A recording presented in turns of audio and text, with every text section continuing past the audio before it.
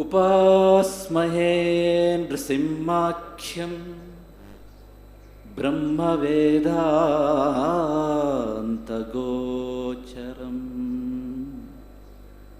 ಭೂಯೋಲ್ಲಾಸಿತ ಸಂಸಾರಚ್ಛೇದಹೇತುಂ ಜಗದ್ಗುರುಂ.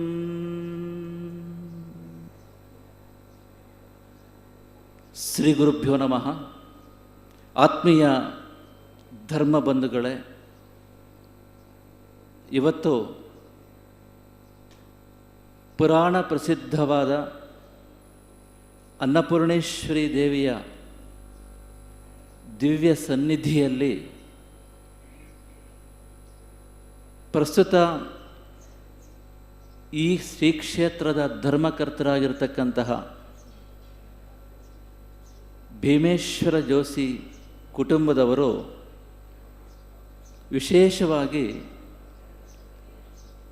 ಪಿತೃಋಣವನ್ನು ತೀರಿಸ್ಕೊಳ್ತಕ್ಕಂತಹ ಒಂದು ಶುಭ ಸಂದರ್ಭದಲ್ಲಿ ನಾವೆಲ್ಲರೂ ಕೂಡ ಇಲ್ಲಿ ಸೇರಿದ್ದೇವೆ. ಮನುಷ್ಯರಾಗಿರ್ತಕ್ಕಂಥ ನಮಗೆಲ್ಲರಿಗೂ ಕೂಡ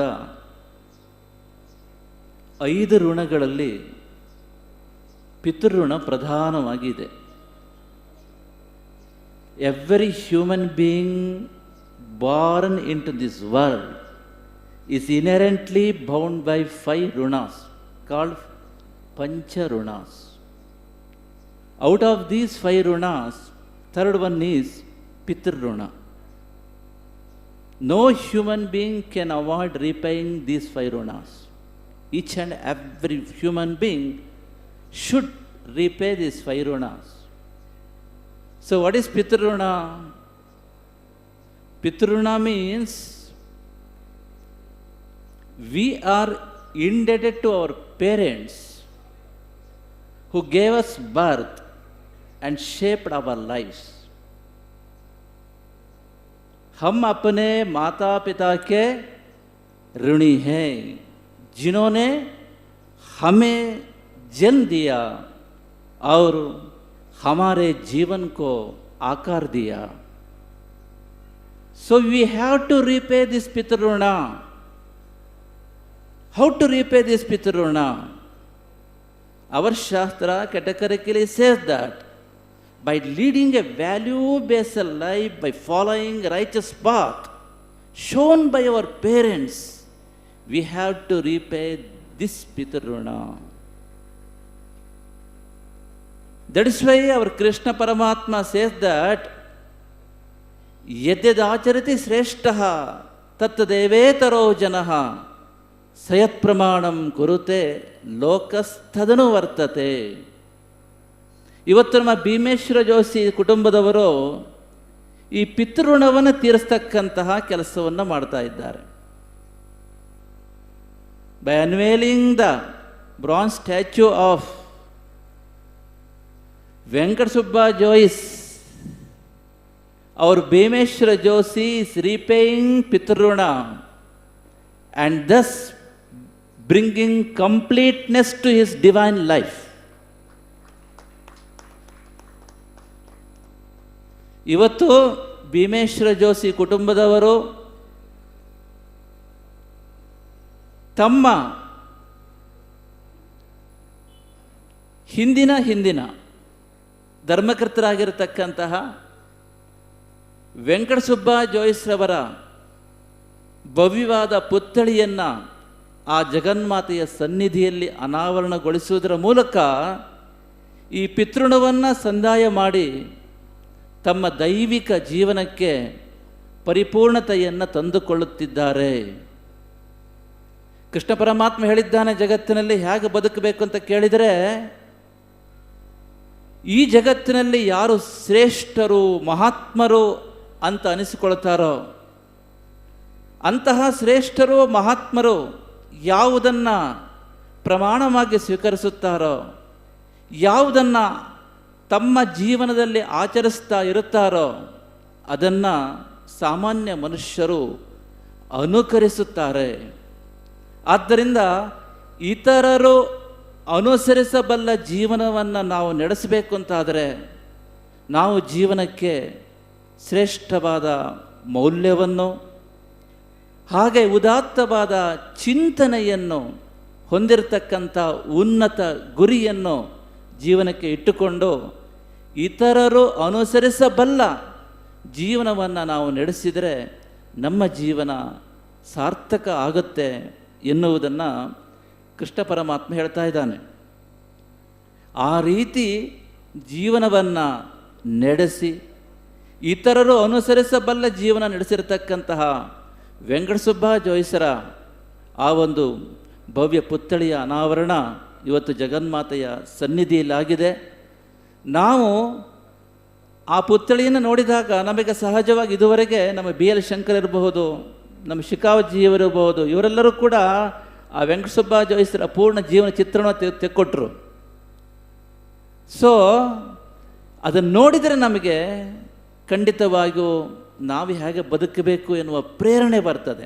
ಇವತ್ತು ಲಕ್ಷಾಂತರ ಜನರು ದಿವಸಲೂ ಬಂದು ಇಲ್ಲಿ ಆ ದೇವಿಯ ದರ್ಶನ ಮಾಡಿ ಹೋಗ್ತಾರೆ. ಬಂದವರೆಲ್ಲರೂ ಕೂಡ ಒಮ್ಮೆ ಆ ದಿವ್ಯ ಪುತ್ಥಳಿಯನ್ನು ನೋಡಿದಾಗ ಆ ಪ್ರೇರಣೆ, ಅವರ ಒಂದು ಅನುಕರಣೀಯವಾಗಿರ್ತಕ್ಕಂಥ ಆದರ್ಶಮಯವಾಗಿರ್ತಕ್ಕಂಥ ಜೀವನ ನಡೆಸಿರ್ತಕ್ಕಂಥ ರೀತಿ ಎಲ್ಲರಿಗೂ ಪ್ರೇರಣೆ ಕೊಡ್ತಕ್ಕಂಥದ್ದಾಗ್ತದೆ. ಅಂತಹ ನಿಟ್ಟಿನಲ್ಲಿ ಇವತ್ತಿನ ಕಾರ್ಯಕ್ರಮ ನಡೀತಾ ಇದೆ. ಅವರ ಬದುಕು ಬಂಗಾರದ ಬದುಕಾಗಿತ್ತು. ಬದುಕು ಹೇಗಿರಬೇಕು ಅಂತ ಹೇಳಿದರೆ, ನಾವು ಒಂದೇ ಮಾತು ಹೇಳಬೇಕು ಅಂತ ಆದರೆ, ಬಿಚ್ಚು ಹೃದಯದಿ ನೀನು ರುಜುಪಾಳು ನಡೆಸುತ್ತಾ ಆರ್ತರಿಗೆ ಜಗದಲ್ಲಿ ಆರದಿಹ ಬೆಳಕಾಗು. ಬಿಚ್ಚು ಹೃದಯದಿ ನೀನು ರುಜುಬಾಳು ನಡೆಸುತ್ತಾ ಆರ್ತರಿಗೆ ಜಗದಲ್ಲಿ ಆರದಿಹ ಬೆಳಕಾಗು. ಹೊನ್ನ ನೋಡುವ ಜನರು ಒಲ್ಲೆ ಎನ್ನದ ತರದಿ, ಹೊನ್ನ ನೋಡುವ ಜನರು ಒಲ್ಲೆ ಎನ್ನದ ತರದಿ ಎಲ್ಲರಿಗೂ ಪ್ರಿಯನಾಗು ಸಚ್ಚಿದಾನಂದ. ಎಲ್ಲರಿಗೂ ಪ್ರಿಯನಾಗು ಸಚ್ಚಿದಾನಂದ. ಬಿಚ್ಚು ಹೃದಯದಿ ನೀನು ರುಜುಬಾಳು ನಡೆಸುತ್ತಾ ಆರ್ತರಿಗೆ ಜಗದಲ್ಲಿ ಆರದಿಹ ಬೆಳಕಾಗು. ಜೀವನ ಹೇಗೆ ನಡೆಸಬೇಕು ಅಂತಂದರೆ ಬಿಚ್ಚು ಹೃದಯ ಇರಬೇಕು. ಮನಸ್ಸೇಕಂ ವಚಸ್ಸೇಕಂ ಕರ್ಮಣ್ಣೇಕಂ ಮಹಾತ್ಮನಃ ಅನ್ನುವ ರೀತಿಯಲ್ಲಿ ನಮ್ಮ ಚಿಂತನೆ, ಮಾತು, ಕೃತಿಯಲ್ಲಿ ಏಕತೆ ಇರಬೇಕು. ರುಜುಬಾಳು, ಪ್ರಾಮಾಣಿಕವಾದ ಬಾಳನ್ನು ನಡೆಸಬೇಕು. ಸತ್ಯವಂತರಾಗಿ ಬದುಕಬೇಕು. ಶ್ರಮಪಟ್ಟು ಸಂಪಾದನೆ ಮಾಡಬೇಕು. ಸಂಪಾದನೆ ಮಾಡಿದ ಧರ್ಮ ಮಾರ್ಗದಲ್ಲೇ ಅದನ್ನು ವ್ಯಯ ಮಾಡಬೇಕು. ಹೀಗೆ ರುಜುಬಾಳು ಇರಬೇಕು. ಆರ್ತರಿಗೆ ನಾವು ಕಷ್ಟ ಬಂದಾಗ ಜೀವನದಲ್ಲಿ ನಮಗಿಂತ ಯಾರು ಕಷ್ಟದಲ್ಲಿದ್ದಾರೆ ನೋಡಬೇಕು, ಅವ್ರು ನೋಡ್ಕೊಂಡು ತಾಳ್ಮೆ ತೆಗೆದುಕೊಳ್ಬೇಕು. ನಮಗಿಂತ ಕಷ್ಟ ಇರ್ತಕ್ಕಂಥವರಿಗೆ ಕೈಲಾದ ಸಹಾಯವನ್ನು ಮಾಡಬೇಕು. ಆದ್ದರಿಂದ ಆರ್ತರಿಗೆ ಜಗದಲ್ಲಿ ಆರದಿಹ ಬೆಳಕಾಗು. ಕೊನೆಯ ಪಕ್ಷ 4 ಜನರ ಬದುಕಿಗೆ ಬೆಳಕಾಗುವಂತೆ ನಾವು ಬಾಳಬೇಕು. ಈ ರೀತಿ ಯಾವ ರೀತಿ ಬಾಳಬೇಕು ಅಂತ ಕೇಳಿದರೆ, ಹೊನ್ನ ನೋಡುವ ಜನರು ಒಲ್ಲೆ ಎನ್ನದ ತರದಿ. ಈ ಪ್ರಪಂಚದಲ್ಲಿ ಬಂಗಾರವನ್ನು ನೋಡಿದರೆ ಯಾರೂ ಬೇಡ ಅಂತ ಹೇಳುವುದಿಲ್ಲ, ಪ್ರತಿಯೊಬ್ಬರು ಮೆಚ್ಚಿಕೊಳ್ತಾರೆ. ತಾಯಿ ಅನ್ನಪೂರ್ಣೇಶ್ವರಿ ನೋಡಿ, ದಿವ್ಯವಾದ ಬಂಗಾರದ ಕವಚದಲ್ಲಿ ಕಂಗೊಳಿಸ್ತಾ ಲಕ್ಷಾಂತರ ಭಕ್ತರಿಗೆ ಪ್ರತಿನಿತ್ಯವೂ ಕೂಡ ಆ ಆನಂದವನ್ನು ಉಂಟು ಮಾಡ್ತಾ ಇದ್ದಾಳೆ, ಅನುಗ್ರಹವನ್ನು ಕೊಡ್ತಾ ಇದ್ದಾಳೆ. ಬಂಗಾರದ ಮಹಿಮೆ ಅಂತರದ್ದು. ಬಂಗಾರ ಅಪಮೌಲ್ಯವನ್ನು ಹೊಂದುವುದಿಲ್ಲ. 10 ವರ್ಷ ಗೊಚ್ಚೆಗುಂಡಿಯಲ್ಲಿಟ್ಟರೂ ಕೂಡ ಬಂಗಾರ ಅಪಮೌಲ್ಯ ಆಗೋದು, ರೇಟ್ ಜಾಸ್ತಿ ಆಗಿರುತ್ತೆ, ತಿಳ್ಕೊಳ್ಳಿ. ಆದ್ದರಿಂದ ಬಂಗಾರದ ಬದುಕು ನಮ್ಮದಾಗಿರಬೇಕು. ಬಂಗಾರ ಹೇಗೆ ಎಲ್ಲರಿಗೂ ಬೇಕಾಗಿರ್ತದೋ ನಾವು ಎಲ್ಲರಿಗೂ ಬೇಕಾಗುವ ರೀತಿಯಲ್ಲಿ ಬದುಕಬೇಕು. ಅಂತಹ ಬದುಕನ್ನು ಬಾಳಿ ಬದುಕಿದವರು ನಮ್ಮ ವೆಂಕಟಸುಬ್ಬ ಜೋಯಿಸರು. ಅಂತಹ ಭವ್ಯವಾದ ಪುತ್ಥಳಿಯನ್ನು ಇವತ್ತು ಮಾನ್ಯ ರಾಜ್ಯಪಾಲರು ಇವತ್ತು ಅನಾವರಣಗೊಳಿಸಿದ್ದು ನಮಗೆ ಅತ್ಯಂತ ಸಂತೋಷವಾಗಿದೆ. ಅವರಿಗೆ ಪರಮಾತ್ಮ ಅನುಗ್ರಹ ನಿರಂತರವಾಗಿರಲಿ. We pray Bhagwan, we pray goddess Sharada Parameshwari as well as goddess the Annapurneshwari for bestowing all welfare and well-being and prosperity to especially for our honorable governor of this great Karnataka. ಹಾಗೆ ಇವತ್ತು ನಮ್ಮ ಶಿಖಾವತ್ ಜಿಯವರು ಕೂಡ ಇಲ್ಲಿ ಬಂದಿದ್ದಾರೆ. ಅವರು ಕೂಡ ಅಷ್ಟೇ ನಮ್ಮ ಧರ್ಮದ ಬಗ್ಗೆ, ನಮ್ಮ ಸಂಸ್ಕೃತಿಯ ಬಗ್ಗೆ. We have to protect our Bharatiya culture which the basic foundation for world peace and global harmony. The only culture which has accepted religious diversity whole very naturally, most completely, most intrinsically is Bharatiya culture. केवल हमारी भारतीय संस्कृति कहती है सत्य एक है, मार्ग अनेक है. फिर विदेशी संस्कृति कहती है सत्य एक है, मार्ग भी एक ही है. This cheap mentality, this narrow-minded attitude, this is the root cause for all kind of terrorism, all kind of violence in the entire world for the time immemorial. So, only Bharatiya Samskriti can save the entire India, because only Bharatiya Samskriti has accepted religious diversity most completely, most naturally, and most intrinsic center. We have to strengthen this main devotional center for world peace, prosperity, happiness of this entire world. So our great Shekhavatji has spoken very well about how to save our India, how this great kshetra is doing great service for the humanity.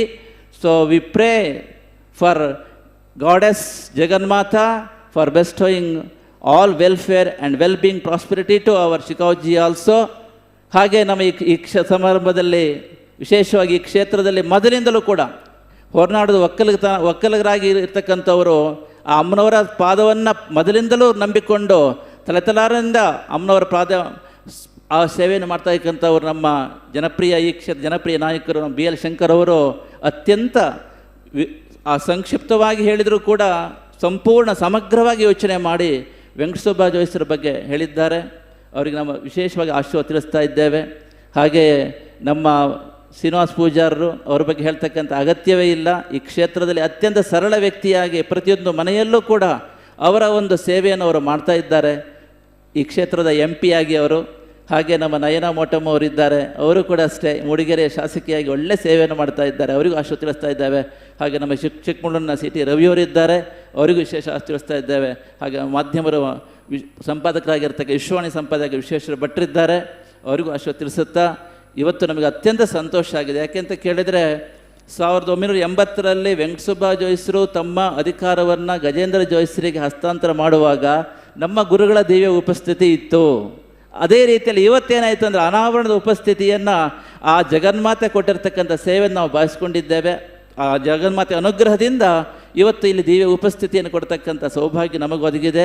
ನಮಗೂ ಆ ಹೊರನಾಡು ಕ್ಷೇತ್ರಕ್ಕೂ ಹರಿಹರಪುರ ಕ್ಷೇತ್ರಕ್ಕೂ ದಿವ್ಯವಾದ ಶಾಶ್ವತವಾದ ಅನುಬಂಧ ಇದೆ, ಸಾವಿರಾರು ವರ್ಷಗಳ ಅನುಬಂಧ ಇದೆ. ಆದ್ದರಿಂದ ಈ ಅನುಬಂಧ ಸ್ಥಿರವಾಗಿ ಮುಂದಕ್ಕೆ ಸಾಗಬೇಕು. ವಿಶೇಷವಾಗಿ 2022ರಲ್ಲಿ ನಮ್ಮ ಬ್ರಹ್ಮ ಕುಂಭಾಭಿಷೇಕ ಮಹೋತ್ಸವ ನಡೆದಾಗ ನಮ್ಮ ಭೀಮೇಶ್ವರ ಜೋಶಿ ದಂಪತಿಗಳು ಸುಮಾರು 10 ದಿವಸಗಳ ಕಾಲ ಅಲ್ಲಿ ನಿಂತು ಒಂದು ಅದ್ಭುತವಾದ ಸೇವೆಯನ್ನು ಮಾಡಿದ್ದಾರೆ. ಅದನ್ನು ನಾವು ಜೀವನದಲ್ಲಿ ಯಾರೂ ಕೂಡ ಎಂದೂ ಕೂಡ ಮರೆಯುವುದಿಲ್ಲ. ಅಂಥ ಒಂದು ಸೇವೆಯನ್ನು ಅವರು ಮಾಡಿದ್ದಾರೆ. ಇವತ್ತು ಆ ಒಂದು ಪ್ರೇರಣಾತ್ಮಕವಾಗಿರತಕ್ಕಂಥ ಅನುಕರಣೀಯವಾಗಿರೋ ಜೀವನ ನಡೆಸಿರತಕ್ಕಂತಹ ಆ ಒಂದು ವೆಂಕಟಸುಬ್ಬ ಜೋಯಿಸರ ಪುತ್ಥಳಿಯನ್ನು ತಾಯಿಯ ಸನ್ನಿಧಿಯಲ್ಲಿ ಅನಾವರಣಗೊಳಿಸಿ ಎಲ್ಲರಿಗೂ ಕೂಡ ಒಂದು ಸಂದೇಶ ಕೊಟ್ಟಿದ್ದಾರೆ. ಹಿರಿಯರಿಗೆ ನಾವು ಗೌರವ ಕೊಡಬೇಕು, ಅಪ್ಪ ಅಮ್ಮನಿಗೆ ಮನೆಯಲ್ಲಿ ಗೌರವ ಕೊಡಬೇಕು, we should respect our elders. ಈ ಒಂದು ಸಂದೇಶವನ್ನು ಇವತ್ತು ಜಗತ್ತಿಗೆ ನಮ್ಮ ಭೀಮೇಶ್ವರ ಜೋಶಿ ದಂಪತಿಗಳು ಕೊಡ್ತಾ ಇದ್ದಾರೆ. ಎಲ್ಲ ಕಾರ್ಯಕ್ರಮ ಸಾಂಗವಾಗಿ ನಡೆದಿದೆ. ಈ ಕ್ಷೇತ್ರ ಆ ತಾಯಿಯ ಅನುಗ್ರಹದಿಂದ ಇನ್ನೂ ಹೆಚ್ಚು ಅಭಿವೃದ್ಧಿ ಆಗಲಿ. ಹಾಗೆಯೇ ಅಮ್ಮನವರ ಅನುಗ್ರಹದಿಂದ ರೈತರು ಈ ಜಗತ್ತಿನಲ್ಲಿ ಚೆನ್ನಾಗಿ ಇರಬೇಕು. ಭಾರತದಲ್ಲಿ ರೈತರು ಚೆನ್ನಾಗಿದ್ದರೆ ಭಾರತ ಚೆನ್ನಾಗಿರುತ್ತೆ.